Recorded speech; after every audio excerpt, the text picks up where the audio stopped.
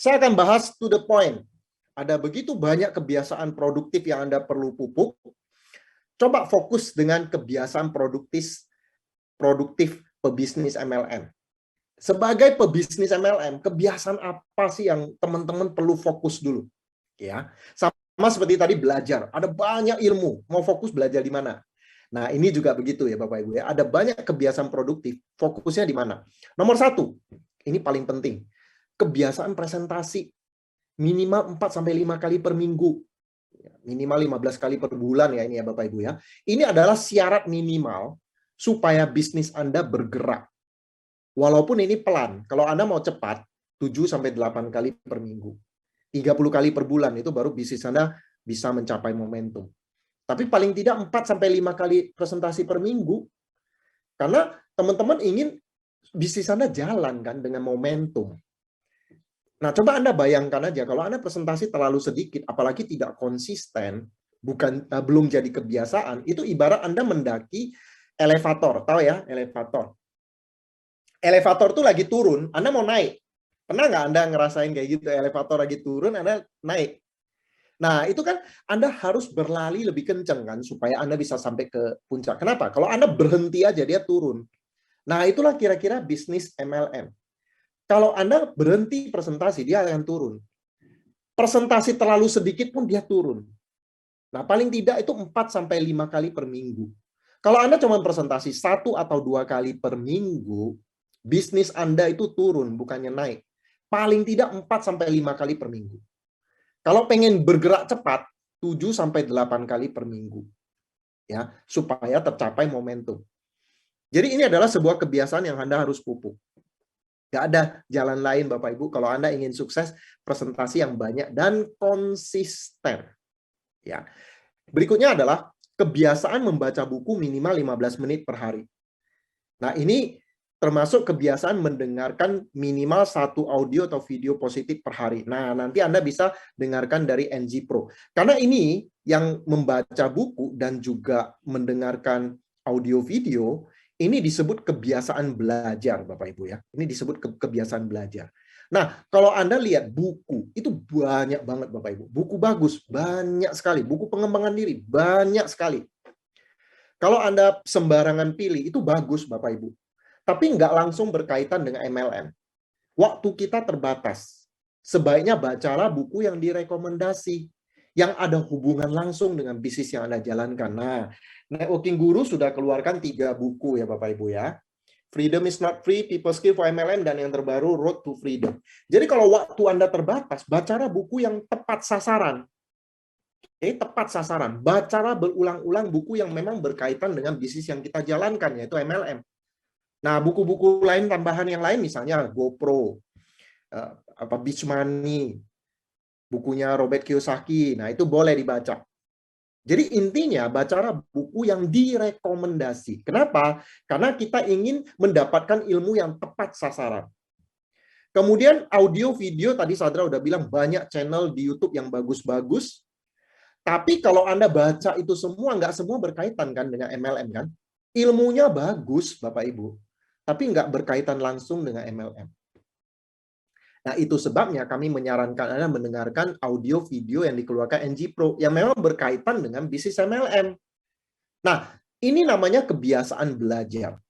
Kenapa di MLM Anda harus punya kebiasaan belajar? Karena sebagian besar dari kita memiliki background yang tidak ada kaitannya dengan keterampilan-keterampilan di bisnis MLM. Contohnya banyak di antara kita yang mungkin berasal dari dokter, mungkin ibu rumah tangga, mungkin seniman, pengacara, mungkin kita arsitek, akunting, admin. Itu adalah orang-orang yang bekerja di bidang yang beda dengan kayak misalnya bidang sales, di bidang penjualan. Ya, kalau di bidang penjualan mereka udah terbiasa ketemu dengan prospek, terbiasa dengan presentasi, menjual. Ya, walaupun di bidang sales pun nggak semuanya ilmunya cocok untuk bisnis MLM. Intinya Bapak Ibu, di bisnis MLM butuh skill khusus. Anda butuh mengetahui tentang goal setting, cara men-set goal, bekerja dengan goal. Butuh sikap, communication skill, Ya, lalu juga keterampilan menjalin hubungan, keterampilan menjual, sikap positif, dan lain-lain. Itu adalah ilmu-ilmu yang berkaitan dengan bisnis MLM. Dan banyak di antara kita nggak punya ilmu-ilmu itu, nggak pernah pelajari sebelumnya. Jadi kita masuk di bisnis MLM dengan penuh semangat, tapi sedikit sekali persiapannya, sedikit sekali ilmu-ilmu yang kita pelajari. Dan tidak semua perusahaan MLM menyediakan itu. Nah, itu sebabnya kami rekomendasikan Anda belajar dari sumber yang tepat. Kalau Anda dengerin NG Pro selama setahun ke depan, baca buku-buku yang direkomendasi, dengerin NG Pro, Anda sudah dilengkapi dengan ilmu yang memang dibutuhkan untuk Anda bisa berhasil. Dan fakta membuktikan bahwa orang-orang yang senang belajar, itu kemungkinan mereka suksesnya itu lebih besar. Dulu, ya, kami sudah melihat domain-domain yang membuktikan itu, Bapak Ibu. Karena di support system yang kami sediakan itu ada program pendidikannya. Mereka yang belajar, itu kemungkinan mereka sukses itu jauh lebih besar. Ya, jadi Anda harus punya kebiasaan belajar. Ya, lalu yang berikutnya adalah kebiasaan menghadiri setiap pertemuan yang direkomendasi. Upline Anda, support system Anda sudah ada pertemuan-pertemuannya. Anda perlu hadir. Kenapa? Karena ini ada hubungannya dengan komunitas. Ada hubungannya dengan orang-orang di sekeliling Anda yang bisa jadi trigger, reminder supaya Anda mempraktekkan kebiasaan tertentu. Nah, kalau Anda bergabung dengan orang komunitas yang negatif, Anda akan terbawa ke kebiasaan negatif. Nah, kami anjurkan Anda bergabung dengan komunitas di support system Anda yang mengadakan pertemuan-pertemuan ini. Mengapa Anda harus hadir? Karena kalau Anda sering bergaul dengan sesama pebisnis MLM yang punya sikap positif, juga punya pendidikan yang bagus, kita ini akan dipengaruhi untuk mempraktekkan kebiasaan-kebiasaan positif juga. Ya, jadi sangat dianjurkan Anda hadir di setiap pertemuan yang direkomendasi oleh upline Anda, oleh support system Anda. Ya, karena Anda akan dibantu di situ untuk mempraktekkan kebiasaan yang positif, ya. Lalu kebiasaan bekerja dengan target. Mungkin Anda selama ini kerja aja, presentasi aja, nggak pernah setting goal. Nah, kami anjurkan Anda untuk bekerja dengan goal. Di buku Road to Freedom juga dibahas mengenai bagaimana caranya men-setting goal. Jadi Anda kerja itu harus tepat sasaran, harus produktif. Jangan asal sibuk aja, jangan hanya sekedar aktivitas. Kalau Anda tidak bekerja dengan target, itu Anda cuma sibuk, Anda cuma beraktivitas, tapi sama sekali nggak produktif. Jadi Anda harus tahu goal apa yang harus Anda tentukan, dan Anda bekerja untuk mencapai goal tersebut. Ya. Kemudian kebiasaan memuji, mengedifikasi orang lain, ini adalah kebiasaan yang nggak semua dari kita punya. Bahkan banyak sekali orang yang malas muji orang lain. Ya, kalau mencela orang lain gampang banget, tapi memuji itu susah banget. Ya, padahal apa sih susahnya memuji? Dan kalau Anda memuji orang lain, kita nggak dirugikan sama sekali. Kita seolah-olah punya rekening, Bapak Ibu, rekening untuk memuji orang yang nggak habis-habisnya. Dan Anda nggak akan tambah miskin dengan memuji orang lain. Tapi dampak dari pujian yang Anda berikan pada orang lain itu sangat bisa jangka panjang. Orang itu akan ingat seumur hidupnya. Orang itu jadi merasa semangat, dibesarkan hatinya. Karena semua orang, Bapak Ibu, upline, downline, ataupun keluarga kita, semua orang di sekeliling kita, itu sebenarnya butuh diperhatikan. Mereka butuh dianggap penting. Ya, makanya kalau Anda memuji orang di sekeliling Anda, memuji downline Anda, memuji upline Anda, memuji prospek, memuji siapapun yang di dekat Anda coba rasakan, Bapak Ibu. Itu dampaknya akan sangat positif. Ya, orang itu jadi suka dengan Anda kalau Anda sering memuji orang lain, atau Anda sering mengedifikasi orang lain. Ini adalah sebuah kebiasaan yang patut Anda miliki. Hanya orang-orang yang terlalu arogan, yang sombong, yang tidak bisa memuji orang lain. Kalau Anda merendahkan hati, orang-orang di sekeliling kita, siapapun mereka, layak dipuji. Jadi daripada Anda menangkap bahasa orang lain melakukan kesalahan, Anda mencela mereka, kenapa Anda nggak perhatikan orang-orang berbuat hal yang baik, kemudian puji? Ya, jangan seperti saya beberapa waktu yang lalu, Bapak Ibu. Saya sering memuji orang lain di depan istri saya bilang, si itu bagus ya cara berpakaiannya, si itu hasil kerjanya bagus ya. Dan istri saya bilang, kenapa nggak ngomong aja langsung? Saya tersentak, betul ya, kita harus memuji orang lain. Langsung sampaikan, supaya orang lain senang, supaya orang lain berbesar hati. Dan itu sungguh berdampak untuk bisnis Anda, Bapak Ibu. Jadi, kebiasaan memuji, ini layak Anda jadikan sebagai kebiasaan yang Anda lakukan terus-menerus ya. Kemudian kebiasaan menambah daftar nama yang berpotensi sebagai prospek ya, prospecting ya, itu Anda harus lakukan kapanpun, dimanapun Anda ketemu orang, prospecting. Dapatkan daftar nama. Karena kalau daftar nama Anda habis, Anda akan panik jalankan bisnis ini. Bahan bakunya habis. Gimana caranya Anda buat kue kalau bahan bakunya nggak ada? Ya. Gimana caranya Anda menjalankan bisnis ini kalau misalnya daftar namanya habis, bahan bakunya habis? Ya. Jadi Anda harus terus prospecting. Lakukan sebelum daftar nama Anda habis. Punya goal, misalnya Anda mau kenalan dengan 3 orang baru per hari, atau dalam seminggu 20 orang atau 30 orang. Punya goal Bapak Ibu. Dan jadikan ini sebagai kebiasaan. Ya. Dan kebiasaan selalu bersikap positif dalam keadaan sesulit apapun. Sebagai pebisnis MLM, Bapak Ibu, jangan terbiasa melihat hal yang negatif. Semua hal di dunia ini, Anda bisa lihat dari dua sisi, bisa positif, bisa negatif. Anda hadir di pertemuan ini, kalau Anda fokus ke yang negatif, Anda dapat yang negatif. Anda lakukan kegiatan apapun lah, bahkan Anda kena masalah pun, Anda bisa memilih untuk bersikap positif. Ya, dan pilihlah untuk selalu bersikap positif. Punya kebiasaan selalu melihat hal positif dari masalah yang Anda hadapi. Ya. Nah, coba mari kita tes. Ya. Mari kita latihan. Tiap malam Bapak Ibu, mulai saat ini, sebelum tidur, tulis 3 hal positif yang Anda alami hari itu. Ya, contohnya hari ini deh, kita latihan aja. Dari tadi sampai sekarang, dari pagi ya, dari pagi Anda bangun sampai dengan hari ini, sampai sekarang. Coba, Anda bisa nggak menentukan 3 hal positif yang sudah Anda alami? Coba Anda latihan, chat ke saya Bapak Ibu, ke Sadra juga boleh. 3 hal positif apa yang Anda alami dari awal sampai sekarang. Coba Anda chat ke Sadra. Ya. Latihan Bapak Ibu, cari hal positif. Karena sebagai pebisnis MLM ini sebuah kebiasaan yang sangat penting. Ya, Anda fokusnya ke hal positif atau negatif. Kalau Anda fokusnya ke hal yang negatif, Bapak Ibu, energi Anda akan turun. Ya. Tapi sebaliknya, kalau Anda fokusnya ke hal yang positif, energi Anda tetap terjaga naik. Sehingga ini juga mempermudah Anda untuk mempraktekkan hal-hal yang positif. Apa misalnya? Mengikuti pelatihan. Ya. Ikut pelatihan. Yes. Sambil nge-zoom, sambil closing. Wow, ya. Bangun pagi. Nah, ada orang bangun pagi aja dia bersyukur loh, betul Bapak Ibu? Orang pergi ke tempat lain, bisa pulang dengan selamat sampai di rumah aja. Kita udah bisa bersyukur dan menganggap itu sesuatu yang positif. Ya. Dengerin audio rekaman training saat di dapur.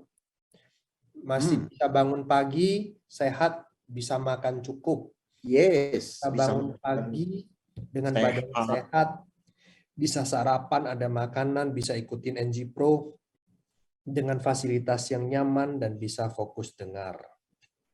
Iya, menyapa orang juga positif, ya kan? Banyak ya. Kalau Bapak Ibu mau tarik hal positif, Anda akan dapat hal positif. Ini banyak banget. Ini sebuah kebiasaan. Ya, jangan jadi orang yang terbiasa nyari hal yang negatif, komplain melulu. Energi Anda turun. Tapi coba kalau Anda terbiasa positif, ya, energi Anda tetap naik. Anda akan lebih semangat. Ya, ini ada yang lebih detail lagi ya. Dengarkan brainwave pagi, jalan pagi, nge-zoom bareng NG Pro. Ini hal yang positif. Anda belajar hal yang bagus hari ini. Ya. Oke, thank you ya untuk partisipasi Anda. Ya, saya lanjutkan ya. Jadi, punya kebiasaan ya untuk selalu berpikir positif dan mencari hal-hal positif dalam kondisi sesulit apapun. Saya dulu pernah mengeluh produk kosong. Saya komplain ke upline saya. Upline saya bilang apa? Produk kosong karena laku. Produk laku karena bagus. Betul nggak, Pak? Iya. Jadi produk kosong itu karena produknya bagus. Jadi jangan fokus ke aduh kosong, gimana cara bangun bisnis kalau produknya kosong. Tapi fokusnya ke hal yang positif. Waktu saya bawa prospek ke sebuah pertemuan dan presenternya jelek, saya komplain ke upline saya. Upline saya bilang apa? Upline saya bilang, itulah bisnis ini, bagusnya bisnis ini. Yang jelek aja bisa, apalagi Bapak. Jadi setiap hal yang sulit, setiap masalah, Bapak Ibu, kalau kita fokus ke hal yang positif, kita akan dapat hal yang positif. Ya. Dan berikan nilai emosi pada setiap goal atau kebiasaan, ya, bukan emosi marah-marah Bapak Ibu, tapi emosi yang berkaitan dengan impian Anda. Ya. Jadi setiap Anda lakukan goal ataupun kebiasaan, kasih nilai emosi. Ya, goal ini, kebiasaan ini mungkin tidak enak dilakukan, misalnya presentasi, prospecting, nggak enak. Anda harus keluar dari zona nyaman untuk lakukan itu. Tapi berikan nilai emosi. Kenapa Anda presentasi? Kenapa Anda follow up? Kenapa Anda ikut training? Kenapa Anda prospecting? Kenapa baca buku? Karena Anda ingin bisnis Anda berkembang, income Anda meningkat, sehingga suatu saat impian Anda terwujud. Jadi nilai emosi itu ada impian Anda. Ya, kayak contoh ini ya. Sebelum tidur, kenapa baca buku? Kenapa nggak nonton film? Karena dengan baca buku, skill dan knowledge Anda meningkat. Bisnis Anda berkembang, income Anda meningkat, dan impian terwujud. Jadi impian itu nilai emosinya. Dengan baca buku, bisnis Anda berkembang, sehingga suatu saat Anda bisa wujudkan impian Anda, bahagiakan orang tua, ya, atau sekolahkan anak ke tempat terbaik, atau punya passive income, bisa beli rumah impian, bisa lunasi hutang, dan lain sebagainya. Jadi nilai emosinya berupa impian Anda yang terwujud dimasukkan ke kegiatan Anda itu. Ya. Kenapa jam 2 siang saya harus presentasi? Capek ya? Karena saya ingin bisnis saya berkembang 1-2 tahun lagi. Supaya income meningkat, impian terwujud.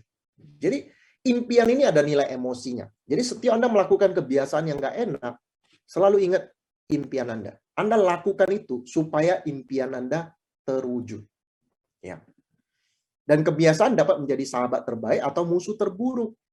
Kenapa? Karena kalau Anda mempraktekkan kebiasaan yang buruk, malah Anda jadi kontraproduktif. Maka waspadai kebiasaan buruk. Apa aja beberapa kebiasaan buruk yang perlu Bapak Ibu waspadai? Ya, kalau dibahas panjang banyak sekali ya. Nah, ini ada beberapa. Pertama, waspadai buang-buang waktu dengan cek HP, ya, sosial media tanpa sadar Bapak Ibu. Kita lihat-lihat lihat-lihat IG ya, lihat-lihat TikTok, YouTube. Itu bisa habiskan waktu berjam-jam loh. Kalau kita masih nonton yang bermanfaat masih oke. Tapi seringkali itu hanya hiburan yang nggak memberikan dampak positif apa-apa. Tapi yang pasti waktu kita sudah habis. Ya, banyak loh Bapak Ibu sekarang kita habisin waktu dengan cara seperti ini. Saya menyadari itu dulu ya tahun 2002 sosial media nggak seperti sekarang ini.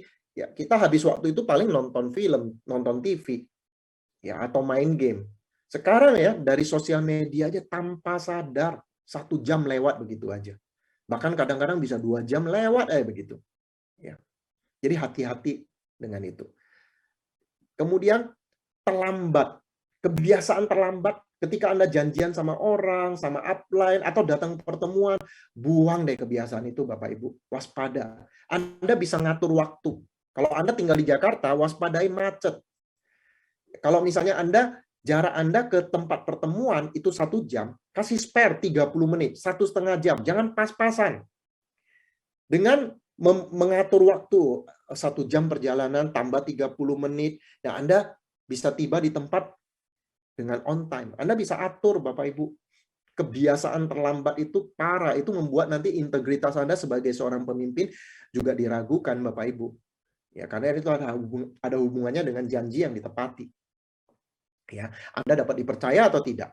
Kalau janjian ketemu aja on time nggak bisa, Anda akan menunjukkan bahwa Anda itu seorang leader yang nggak bisa dipercaya.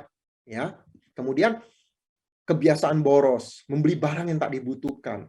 Jadi setiap Anda mau belanja, cobalah Bapak Ibu, Anda pikirkan barang itu perlu nggak? Atau jangan-jangan itu hanya untuk pelampiasan aja, Anda rasa bosan belanja online, yang beli barang yang nggak dibutuhkan. Kenapa nggak ganti aja kebiasaan boros ini dengan kebiasaan menabung untuk investasi? Ya.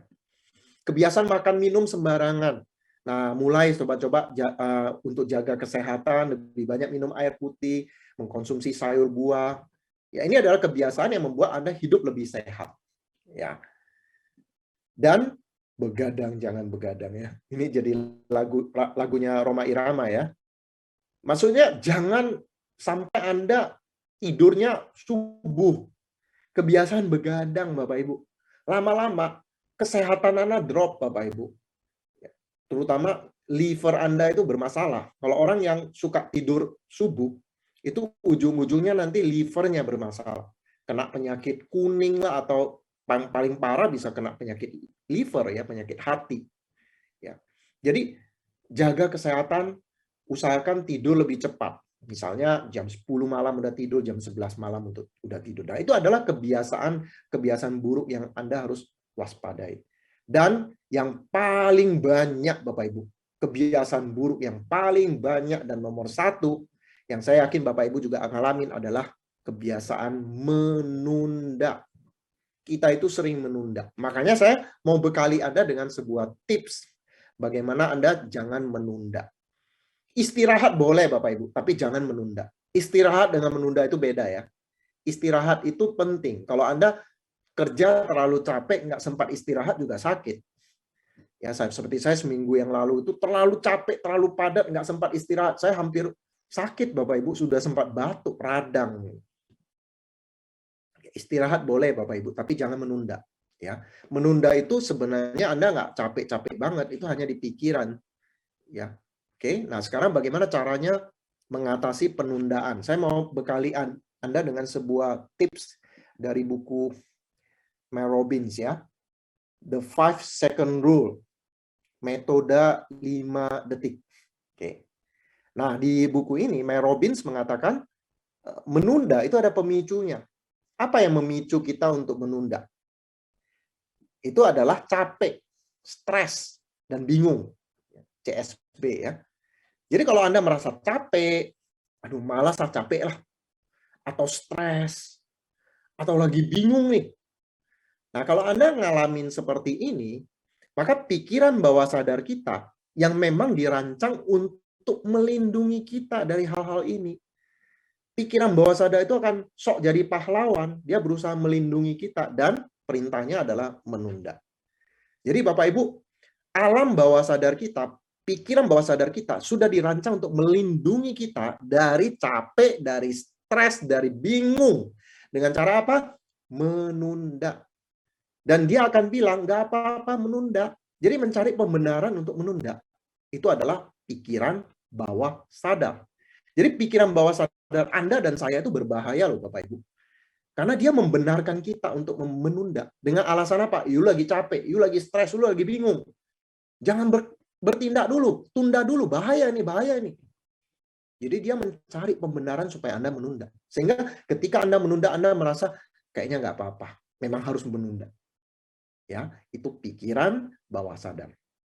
Jadi pikiran bawah sadar Anda akan memaksa Anda untuk menunda.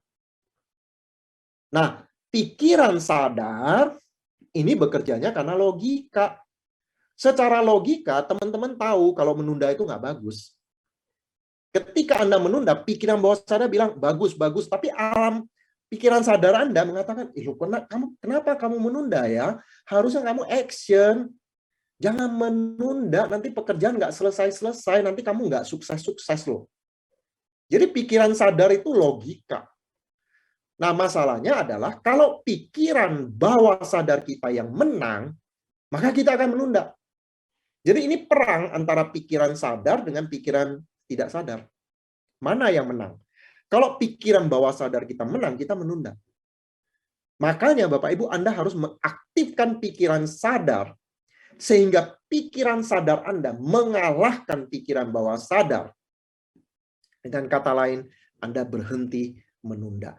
Interupsi. Jadi pikiran bawah sadar itu perlu diinterupsi dengan mengaktifkan pikiran sadar sehingga kita tidak melakukan penundaan. Jadi inilah metode yang diajarkan oleh Mel Robbins. Metode 5 detik. Yaitu dengan mengaktifkan pikiran sadar untuk menginterupsi pikiran bawah sadar yang membenarkan penundaan. Nah, aturan 5 detik ini caranya begini, simple banget cara ini ya Bapak Ibu ya. Dibutuhkan cuman kesadaran Anda aja Bapak Ibu ya. Mulai sekarang, kalau Anda sadar adanya pemicu, jadi ini butuh kesadaran ya. Misalnya Anda mau menunda nih, ya. Wah, misalnya Anda mau bangun pagi, Anda mau olahraga besok jam 6. Begitu jam beker bunyi, ting, Anda bangun, lalu Anda merasa, aduh, masih ngantuk ya. Jangan sekarang deh, besok aja. Nah, Anda matikan jam beker, Anda sadar adanya pemicu. Ya, ketika Anda sudah sadar, ini otak bawah sadar kita ini udah mau menunda ini. Karena capek lah, karena stres lah, karena bingung lah. Nah, kita udah mulai sadar ini otak kita ini mau menunda. Maka langkah kedua adalah Anda hitung. Kalau hitungan gampang kan, tinggal hitung aja, hitung mundur. 5 detik. 5, 4, 3, 2, 1. Langsung Anda interupsi pikiran bawah sadar yang ingin menunda itu dan langsung kerjakan 5 detik aja. Ya, contohnya yang tadi ya. Begitu Anda bangun mau olahraga, mau lari ya, tiba-tiba otak bawah sadar Anda, kamu masih capek loh, kamu masih ngantuk loh, tidur aja. Anda matikan jam beker, Anda mau tidur, tapi Anda sadar adanya pemicu, lalu Anda hitung langsung. 5, 4, 3, 2, 1. Langsung action 5 menit. Langsung aja pakai sepatu, pakai baju olahraga, bawa botol minum, bawa handuk, langsung aja Anda lari. 5 menit nggak apa-apa. Karena begitu Anda udah lari 5 menit, kemungkinan berhentinya itu udah kecil. Anda biasanya akan berlanjut Bapak Ibu. Lari 30 menit atau 1 jam. Demikian juga dengan penundaan apapun juga. Setiap Anda mau menunda, misalnya mau baca buku ini, giliran baca buku ini, tapi kayaknya lagi males nih. Ya, drakor lagi seru nih. Anda mau nonton drakor dengan alasan lagi capek, lagi stres, langsung hitung Bapak Ibu. Langsung hitung. 5, 4, 3, 2, 1, langsung kerjakan. Dan nggak usah hiraukan alam bawah sadar yang bilang capek lah, stres lah, bingung lah. Langsung action 5 menit aja. Anda biasanya akan keterusan. Ya, jadi itulah cara untuk mengatasi penundaan. Ya, jadi katakan goodbye ya kepada penundaan. Oke, sekarang bagian terakhir Bapak Ibu, ini bagian bonus Bapak Ibu, ini bonus buat Anda. Ini ada sebuah program support system yang membantu membentuk kebiasaan pebisnis MLM. Nah, kita sudah tahu ya, bukan hal yang mudah untuk membentuk kebiasaan baru. Butuh disiplin. Ini sebuah tantangan. Makanya kita bikin sebuah program yang mempermudah kita maupun tim kita mempraktekkan kebiasaan pebisnis MLM yang tadi saya sudah bahas ya, yang kita biasa sebut itu 7 kebiasaan core. Ya. Nah, bagaimana caranya supaya dipermudah? Nah, ini saya ambil dari 2 program yang saya kenal persis, yang saya lakukan juga, ya, program dari support system yang namanya Leadership 101 program, ya, dan juga ada Klub 10. Oke, saya nggak usah sebutkan support sistemnya lah ya Bapak Ibu ya. Tapi ini adalah 2 program yang sangat menarik yang dilakukan oleh support system untuk membentuk kebiasaan ya dari pebisnis MLM. Nah, perbedaannya apa? Kalau yang sebelah kiri ini memang militan banget ya, yang Leadership 101 program. Ini memang militan, hasilnya bagus banget tapi memang lebih rumit. Bahkan untuk bayar, untuk daftar itu harus bayar Bapak Ibu ya. Sedangkan Klub 10 ini lebih sederhana.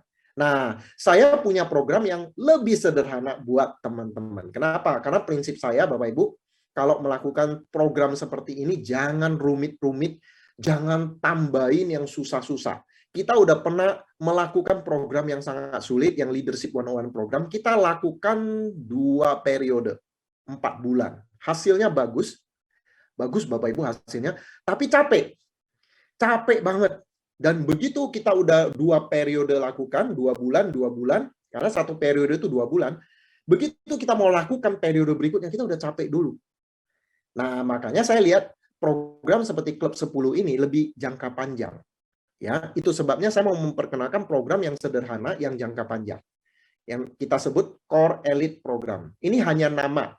Teman-teman nanti boleh pakai nama Anda sendiri. Ya, terserah Anda mau pakai nama program apa.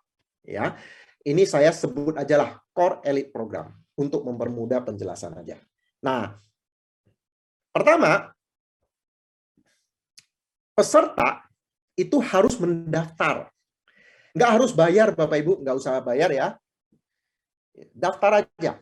Tapi pada waktu mendaftar, mereka harus menandatangani perjanjian untuk melakukan kegiatan Core Elite Program ini dengan penuh komitmen.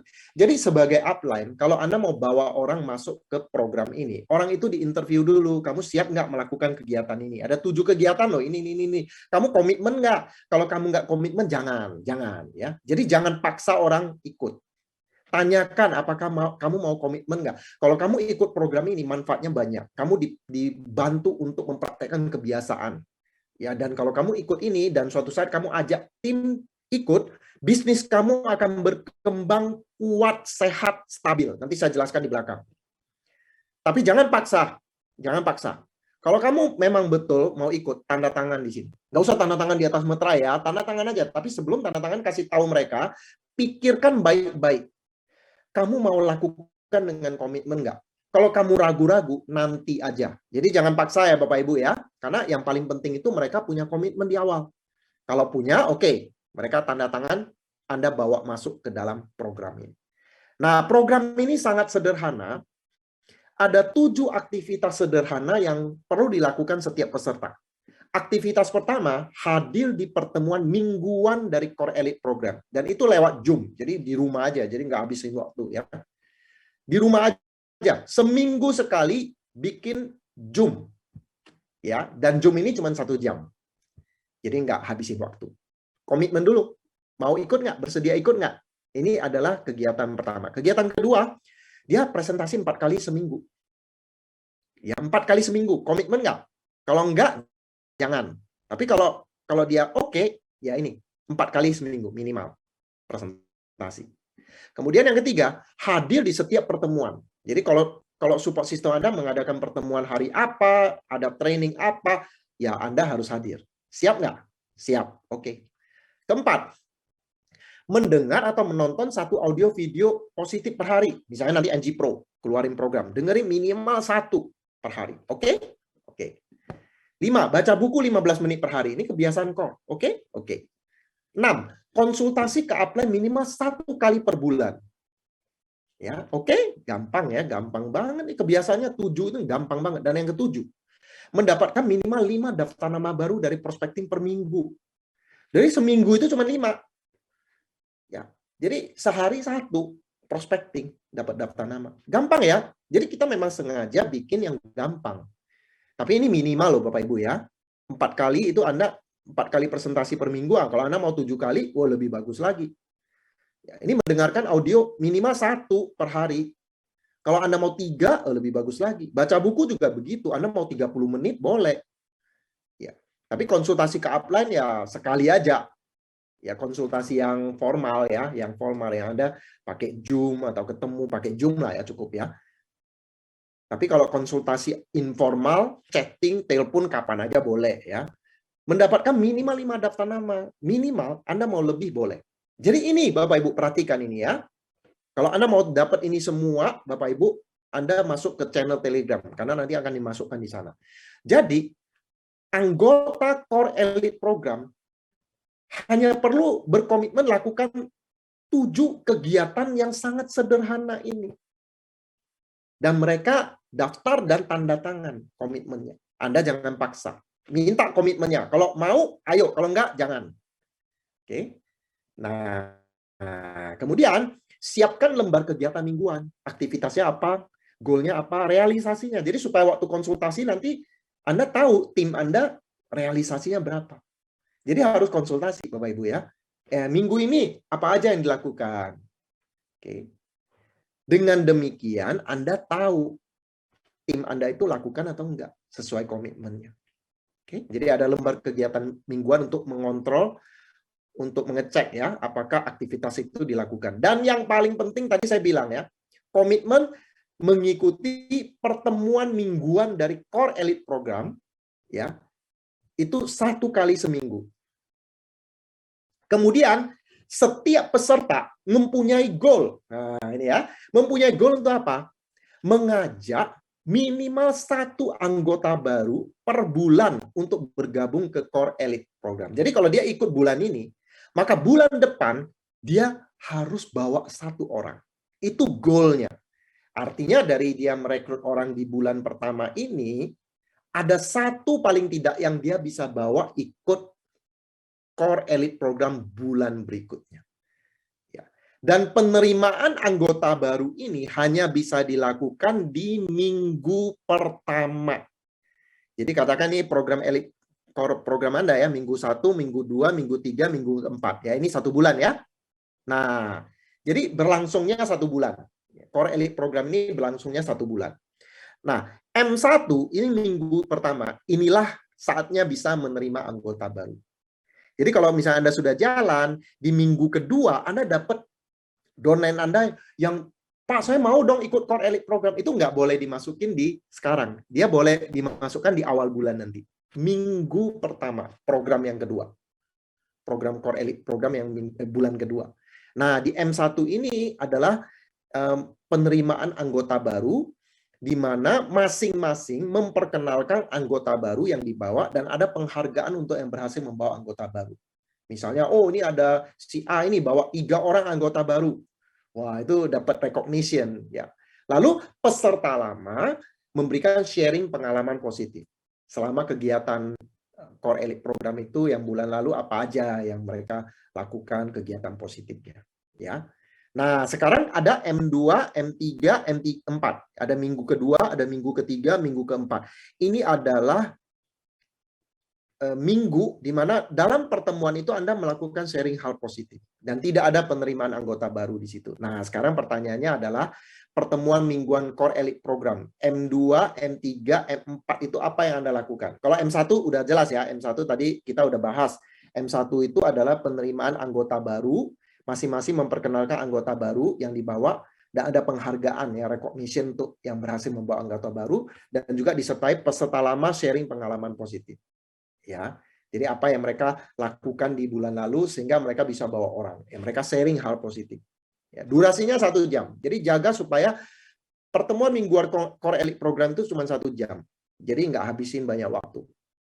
Nah, pertemuan M2, M3, M4 itu isinya apa? Pertama, itu dilakukan melalui Zoom seminggu sekali, durasi maksimal 60 menit. Oke? Kemudian setiap peserta diberikan waktu sharing hal positif selama 3-5 menit. Itulah isinya Bapak Ibu, dan itu powerful. Kenapa? Karena ketika mereka hadir di pertemuan mingguan, mereka tahu mereka nanti akan ditodong untuk sharing hal positif dari kegiatan yang mereka lakukan selama seminggu itu.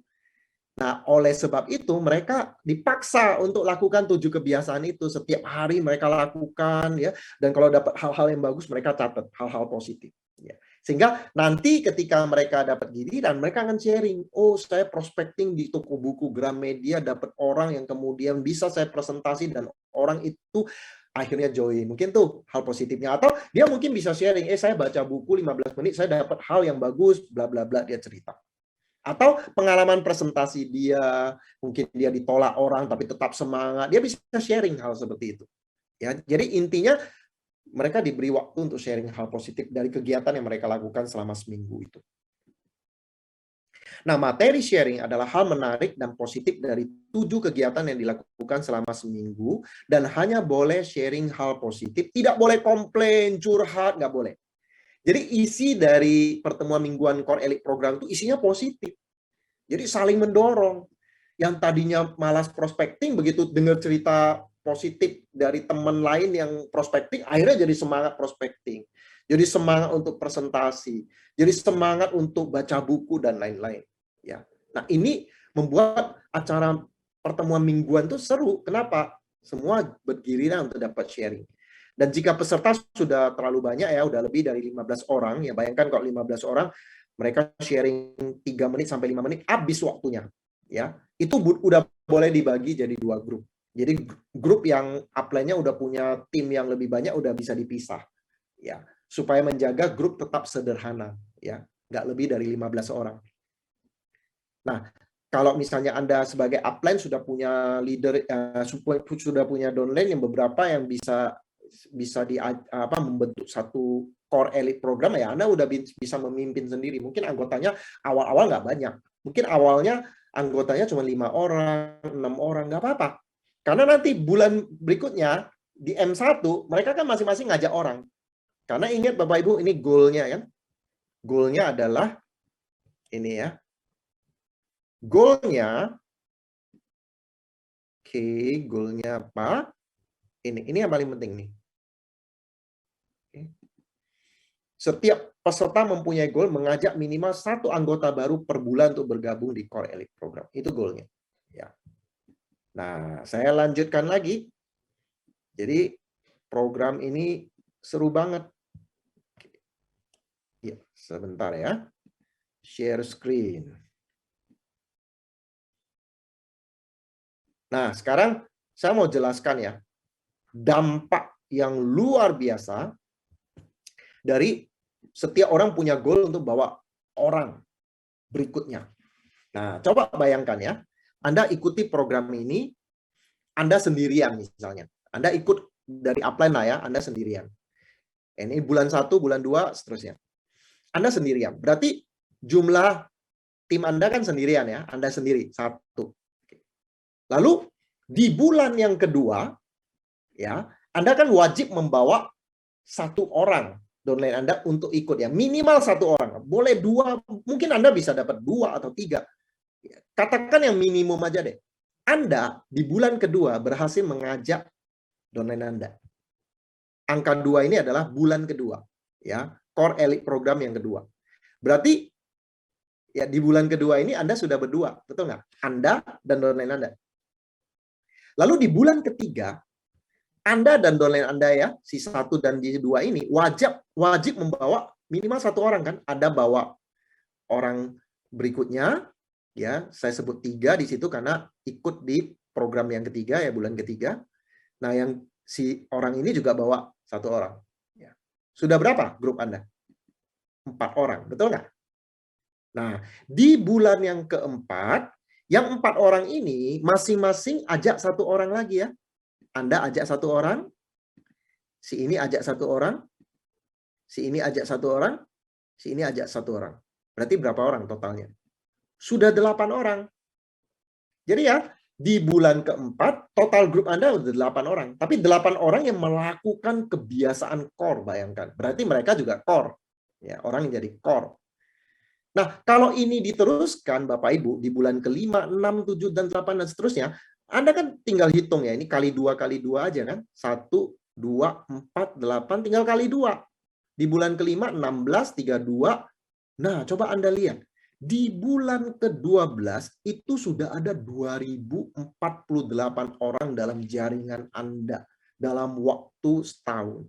Dan ini bukan 2048 orang yang abal-abal, bukan batu kali ini Bapak Ibu, tapi batu bata. Ya, mungkin Anda yang sudah tahu batu kali dengan batu bata itu bedanya apa? Kalau batu kali orang aktif yang tidak ikut sistem, suka-suka dia. Nah, ini 2048 batu bata, Bapak Ibu. Batu bata itu orang aktif yang masuk ke sistem. Mereka jadi core, mempraktekkan 7 kebiasaan itu.